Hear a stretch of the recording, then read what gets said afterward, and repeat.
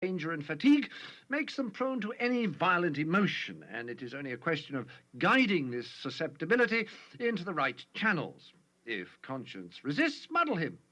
Let him say that he feels hatred not on his own behalf, but on that of the women and children, and that a Christian is told to forgive his own, not other people's enemies. In other words, let him consider himself sufficiently identified with the women and children to feel hatred on their behalf, but not sufficiently identified to regard their enemies as his own and therefore proper objects of forgiveness. But hatred is best combined with fear. Cowardice, alone of all the vices, is purely painful, horrible to anticipate, horrible to feel, horrible to remember. Hatred has its pleasures. It is therefore often the compensation by which a frightened man reimburses himself for the miseries of fear. The more he fears, the more he will hate. And hatred is also a great anodyne for shame. To make a deep wound in his charity, you should therefore first defeat his courage. Now, this is a ticklish business. We have made men proud of most vices, but not of cowardice. Whenever we have almost succeeded in doing so, the enemy permits a war or an earthquake or some other calamity, and at once courage becomes so obviously lovely and important even in human eyes that all our work is undone, and there is still at least one vice of which they feel genuine shame. The danger of inducing cowardice in our patients, therefore, is that we produce real self-knowledge and self-loathing, with consequent repentance and humility. And in fact, in the last war, thousands of humans, by discovering their own cowardice, discovered the whole moral world for the first time. In peace, we can make many of them ignore good and evil entirely. In danger, the issue is forced upon them in a guise to which even we cannot blind them. There is here a cruel dilemma before us. If we promoted justice and charity among men, we should be playing directly into the enemy's hands. But if we guide them to the opposite behavior, this sooner or later produces, for he permits it to produce, a war or a revolution, and the undisguisable issue of cowardice or courage awakes thousands of men from moral stupor. This, indeed, is probably one of the enemy's motives for creating a dangerous world, a world in which moral issues really come to the point. He sees as well as you do that courage is not simply one of the virtues, but the form of every virtue at the testing point, which means at the point of highest reality. Chastity or honesty or mercy which yields to danger will be chaste or honest or merciful only on conditions. Pontius Pilate was merciful till it became risky. It is therefore possible to lose as much as we gain by making your man a coward. He may learn too much about himself. There is, of course, always the chance not of chloroforming the shame, but of aggravating it and producing despair.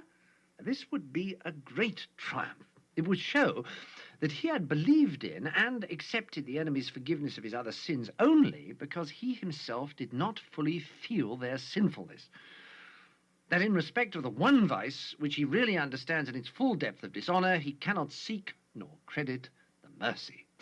But I fear you have already let him get too far in the enemy's school, and he knows that despair is a greater sin than any of the sins which provoke it.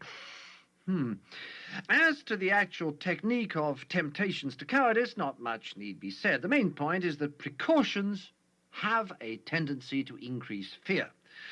The precautions publicly enjoined on your patient, however, soon become a matter of routine, and this effect disappears. What you must do is to keep running in his mind, side by side with the conscious intention of doing his duty, the vague idea of all sorts of things he can do or not do inside the framework of the duty, which seem to make him a little safer. Get his mind off the simple rules, I've got to stay here and do so-and-so, and into a series of imaginary lifelines. If A happened, though I very much hope it won't, I could do B, and if the worst came to the worst, I could always do C. Superstitions, if not recognized as such, can be awakened. The point is to keep him feeling that he has something other than the enemy and the courage the enemy supplies to fall back on. so that what was intended to be a total commitment to duty becomes honeycombed all through with little unconscious reservations. By building up a series of imaginary expedients to prevent the worst coming to the worst, you may produce, at that level of his will which he is not aware of, a determination that the worst shall not come to the worst. Then, at the moment of real terror, rush it out into his nerves and muscles, and you may get the fatal act done before he knows what you're about. For remember, the act of cowardice is all that matters. The emotion of fear is in itself no sin, and though we enjoy it, does us no good. Your affectionate uncle, Screwtape. Letter 30. My dear Wormwood, I sometimes wonder whether you think you have been sent into the world for your own amusement. I gather, not from your miserably inadequate report, but from that of the infernal police, that the patient's behavior during the first raid has been the worst possible. He has been very frightened and thinks himself a great coward, and therefore feels no pride. But he has done everything his duty demanded, and perhaps a bit more. Against this disaster, all you can produce on the credit side is a burst of ill temper with a dog that tripped him up, some excessive cigarette smoking, and the forgetting of a prayer. What is the use of whining to me about your difficulties if you are proceeding on the enemy's idea of justice and suggesting that your opportunities and intentions should be taken into account? Then I am not sure that a charge of heresy does not lie against you. At any rate, you will soon find that the justice of hell is purely realistic and concerned only with results. Bring us back food, or be food yourself. The only constructive passage in your letter is where you say that you still expect good results from the patient's fatigue. That is well enough, but it won't fall into your hands. Fatigue can produce extreme gentleness and quiet of mind, and even something like vision. If you have often seen men led by it into anger, malice, and impatience, that is because those men have had efficient tempers. The paradoxical thing is that moderate fatigue is a better soil for peevishness than absolute exhaustion. This depends partly on physical causes, but partly on something else. It is not fatigue simply as such that produces the anger, but unexpected demands on a man already tired. Whatever men expect, they soon come to think they have a right to. The sense of disappointment can, with very little skill on our part, be turned into a sense of injury. It is after men have given in to the irremediable, after they have despaired of relief and ceased to think even half an hour ahead, that the dangers of humbled and gentle weariness begin. To produce the best results from the patient's fatigue, therefore, you must feed him with false hopes. Put into his mind plausible reasons for believing that the air raid will not be repeated. Keep him comforting himself with the thought of how much he will enjoy his bed next night. Exaggerate the weariness by making him think it will soon be over. For men usually feel that a strain could have been endured no longer at the very moment when it is ending, or when they think it is ending. In this, as in the problem of cowardice, the thing to avoid is the total commitment. Whatever he says, let his inner resolution be not to bear whatever comes to him, but to bear it for a reasonable period. And let the reasonable period be shorter than the trial is likely to last. It need not be much shorter. In attacks on patience, chastity, and fortitude, the fun is to make the man yield just when, had he but known it, relief was almost in sight. I do not know whether he is likely to meet the girl under conditions of strain or not. If he does, make full use of the fact that up to a certain point, fatigue makes women talk more and men talk less. Much secret resentment, even between lovers, can be raised from this. Probably the scenes he is now witnessing will not provide material for an intellectual attack on his faith. Your previous failures have put that out of your power. But there is a sort of attack on the emotions which can still be tried.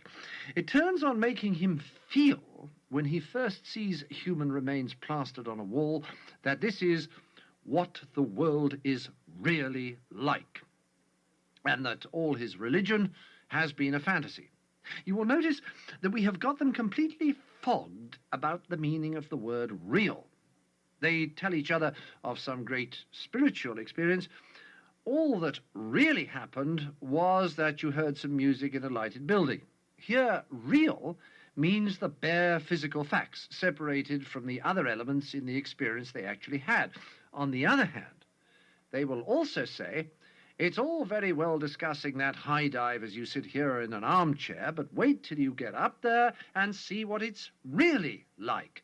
Here, real is being used in the opposite sense, to mean not the physical facts, which they know already while discussing the matter in armchairs, but the emotional effect those facts will have on a human consciousness. Either application of the word could be defended, but our business is to keep the two going at once, so that the emotional value of the word real can be placed now on one side of the account, now on the other, as it happens to suit us. The general rule, which we have now pretty well established among them, is that in all experiences which can make them happier or better, only the physical facts are real, while the spiritual elements are subjective.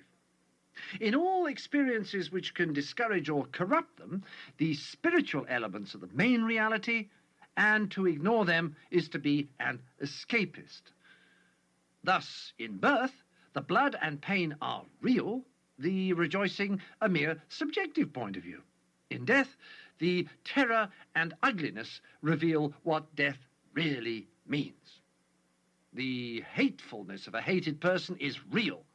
In hatred, you see men as they are. You are disillusioned.